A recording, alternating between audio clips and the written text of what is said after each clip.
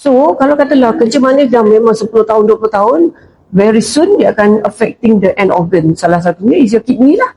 Sebenarnya, kebanyakan buah pinggang rosak disebabkan oleh, kan dia kita panggil dia end organ complication.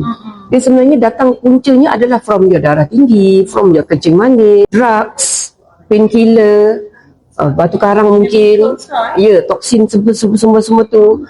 So, kawallah you punya tekanan darah tu, kawallah you punya kencing manis tu. Yang tak kawal tu dah kenapa? Kawal tu kan ada banyak cara. So, kalau katalah kencing manis dah memang 10 tahun, 20 tahun, very soon dia akan affecting the end organ. Salah satunya is your kidney lah. So, kalau katalah dah stage 3, stage 4, kalau tak taubat juga, memang tak tahulah. So, selain daripada taubat, betulkan your diet, betulkan you punya makan, jaga macam mana, banyak mana nak minum, rasa nak kencing, jangan tahan-tahan kencing apa semua tu. You have to repair balik dari segi reduce keradangan yang sedang berlaku pada buah pinggang tu. Dan ada functional food yang boleh menolongkan.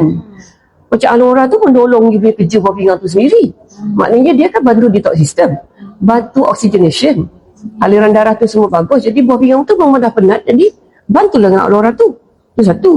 Satu lagi, keradangan. Turunkanlah keradangan tu dengan kita ada siruto kan. Makanlah siruto tu. Jangan tunggu dah stage 5 baru nak ambil siruto. Ambillah masa stage 3, you boleh reduce pada 3B kepada 3A kepada 2. Sangat berbaloi.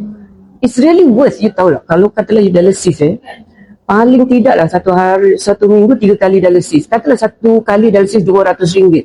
Seminggu dah RM600. 300 dah sekarang. You see, seminggu dah RM1,000. Sebab itulah banyak mana duit pun tak akan cukup. Kita ada satu kes yang daripada 3 kali dialysis turun kepada 2 kali dialysis kan. So you still hope. Masih ada harapan kat situ.